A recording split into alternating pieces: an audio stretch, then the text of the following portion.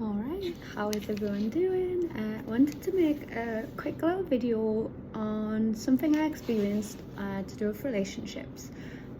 So it's coming up a year since I was in a really intense, fast-paced, I would say bordering on toxic relationship.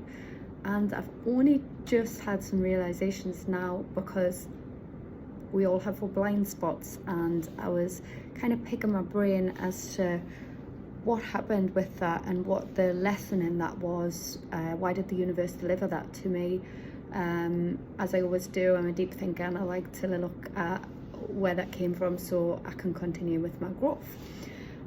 So that relationship was, like I say, it went fast paced, and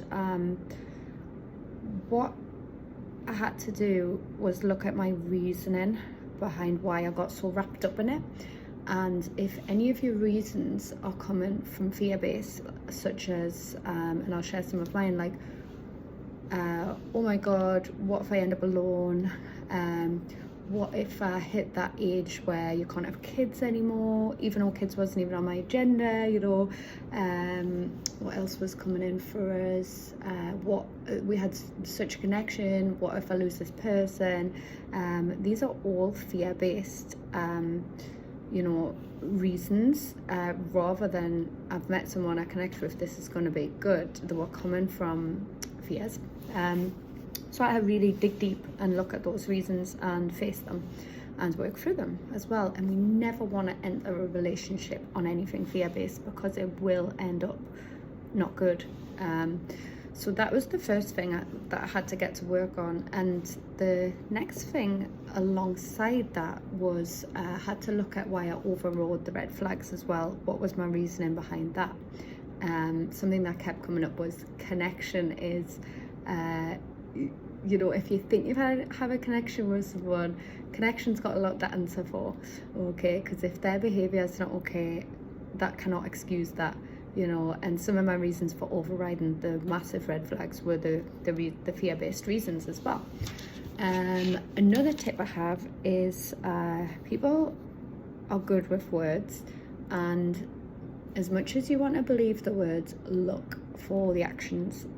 Do they align? The actions tell you everything you need to know. Something else that I just realized, there was a lot of phone calls and texts. Like, there could be a 10-minute gap and the phone would be going again. And because I'd been with people who had been aloof and emotionally unavailable, this seemed like a great thing. It must mean something good. They're thinking of you, they want to spend time with you. But in actual fact, what I've learned on retrospect is that is control. And that is coming from their insecurities as well. So even, like I said, it's been a year and some of these things are only clicking into place because we do have our blind spots. But if I can give any tips that will help anybody going through something like that now, I always will. So what else with this relationship there? So there was the overriding of the red flags. There was looking at the reasons for that, looking at the reasons why I got wrapped up and swept away in this as well. And there was something else I wanted to mention as well, and it's just slipped my mind. What was it to do with? Oh, I hope it comes back because it felt like it was important. What was it? Doing this like on a video as well, extra pressure. Looking at my fears. Anyway, can't remember what it was. I'll probably have to do a part 2 to this. But yeah, so there was a lot of realizations that came through going through that, and there's been a lot of growth and stuff, but some things have only just clicked into place now, and I would love to save people a year of going through their own head trying to work that out if I can. And yeah, so you will know if you're in a relationship that's not okay, because you will feel it, and you might not want to admit that because you might not want to lose that person. But what are you losing if you're not actually feeling good?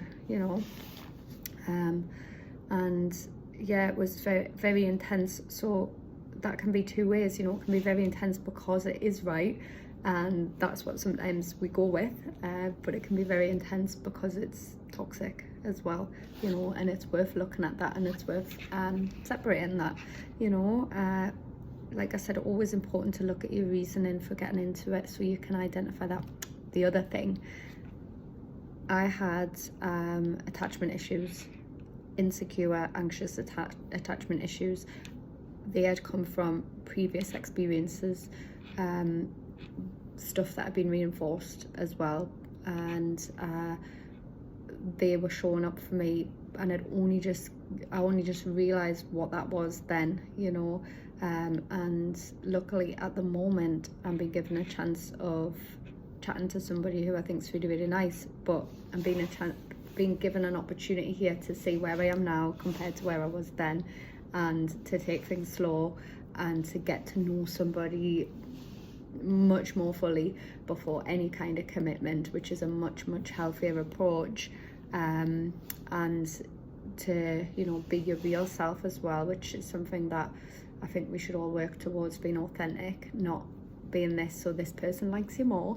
And yeah, so I'm getting a real opportunity at the minute, and I can see how far I've come, because, you know, say you don't get a text straight away, you're not in your own head going, oh my god, what's happening, where are they, have I lost them, you know. That's the extremity of it. That's not happening, you know. And then there is something in the back of my mind going, well, you know, if it didn't work out, it's not meant to be, and that's okay. So I'm really in a trust vibe with that as well, where I wasn't with that. It was almost like I must make this work, you know. So anyways, I'm going on a bit long for one of my videos. So yes, relationships, looking at your reasons for getting into it. If there's anything fear-based, work on it. If there's any attachment styles going on, work on it. You want this to be the healthiest, most nourishing, you know, relationship you've ever had. You need to do the work. If things are out of order, if things are crossing boundaries, you need to be getting out of that and working on your self-esteem. So anyway, hope that was useful. As always, peace, love and light. Thank you.